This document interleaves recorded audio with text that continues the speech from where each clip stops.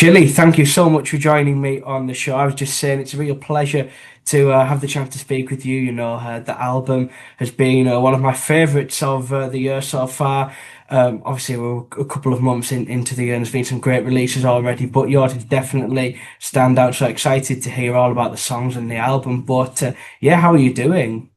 Brilliant. I'm doing really well, thank you very much.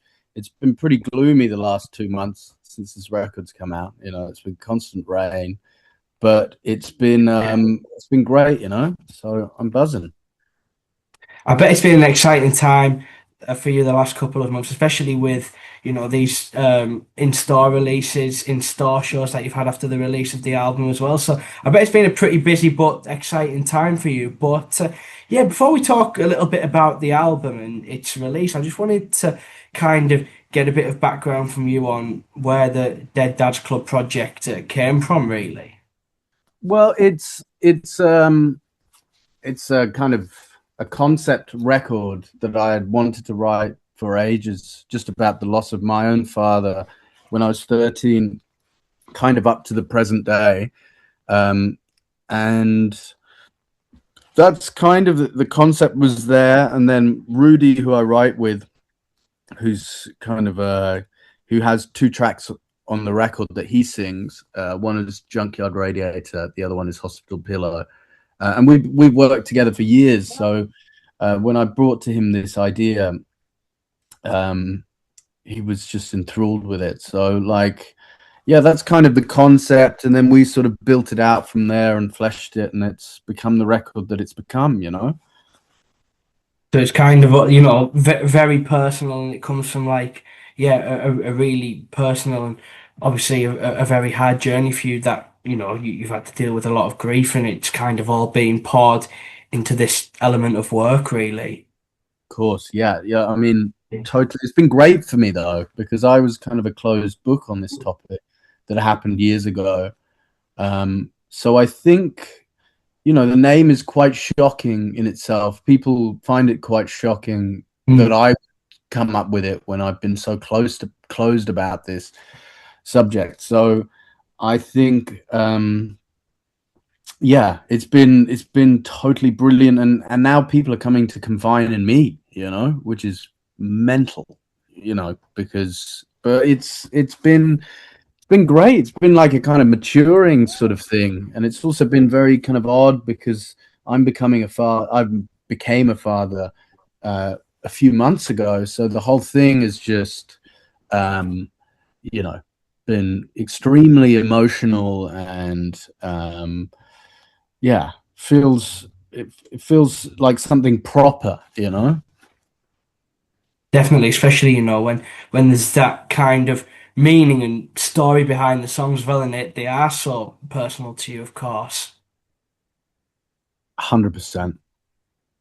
And if I ask you a little bit about the album itself and the tracks, what kind of theme and sound did you want to go for with it? Because I know, like you say, obviously, like you said, the name can sometimes shock people, but yeah, there's like obviously saying to you, it's one of my favorite albums of the year so far, and if like in particular, that's life. If I think about that track.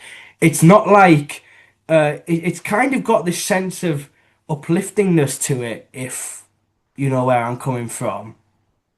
100%. I weirdly, that song was a last minute addition to the record, and I'd written that song a little while ago, and it's kind of when my first band finished. I worked in a kind of Mm. I worked in a bar with my mate, and which is quite an odd kind of experience. And these I'd be serving these customers, and there were these kind of two totally different opinions from two separate people that came in, and one of them was sort of like everything in life is preempted, or we have free will, and Yeah, our destiny is from our choices. And I think when you're dealing with grief, that's a really interesting thing to be faced with. But I found the whole thing like pretty uplifting. And the problem with the record, without That's Life, was it felt a bit gloomy. And I've always dealt with difficult subjects with humor, you know.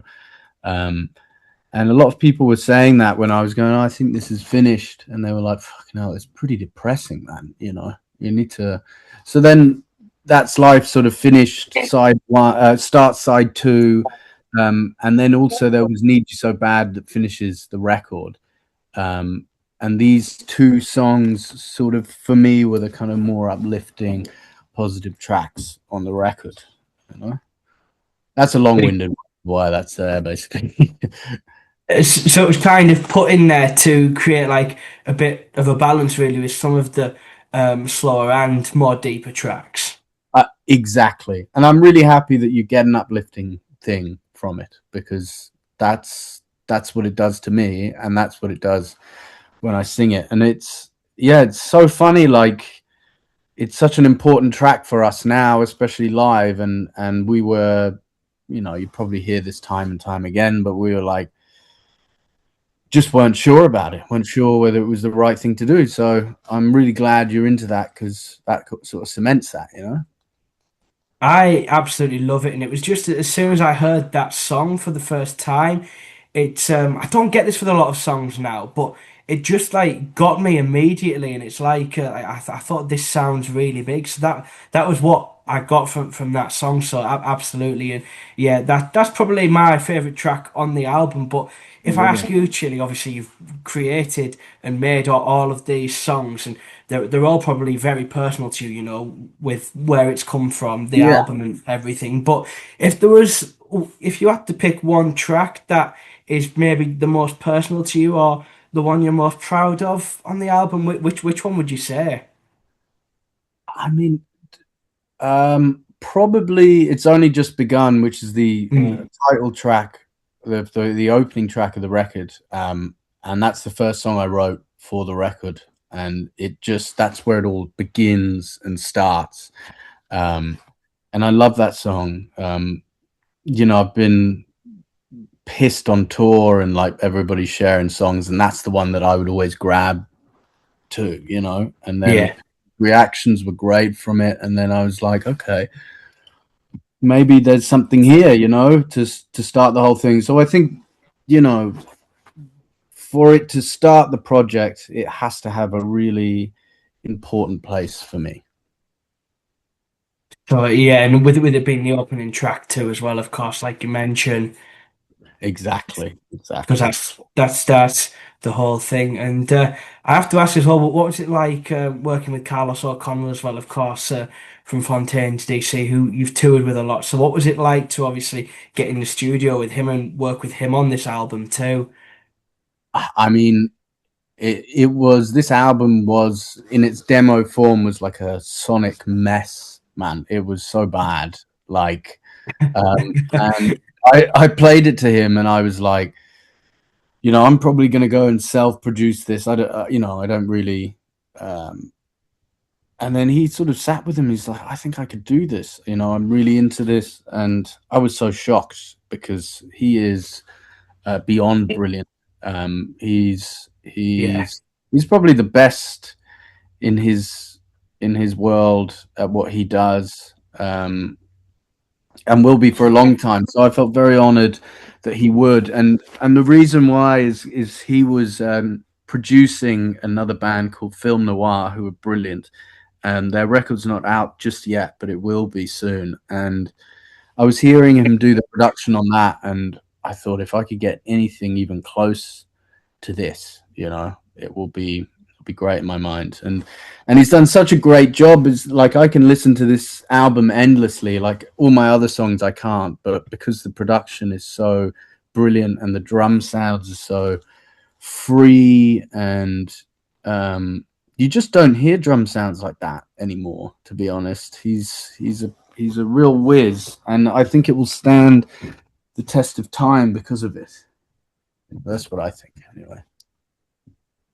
Yeah, and it seems like, you know, I was reading NME interview that you both did together as well. It sounds like you had a great time creating this album, and yeah, love the album once again. And recently you went on a couple of in-store runs, and I know you had some shows towards the end of last year too. So my final question, really, Chili, is: do you have many more plans to take this on the road and play these songs live more? 100%. We'll be announcing the tour, I think, this week or the beginning of next week, which will be through the UK and some European dates in there, which we're really excited about. So I'm, hopefully you come down, because the live show it's really special. The band are just amazing. So I hope people will come down and see that. I'll definitely be there. I'm really glad you've said that now because I missed you on the last one. So really glad you've said that. And yeah, thank you so much for chatting with me once again, Chili. It's been a pleasure. And it's an absolute pleasure anytime.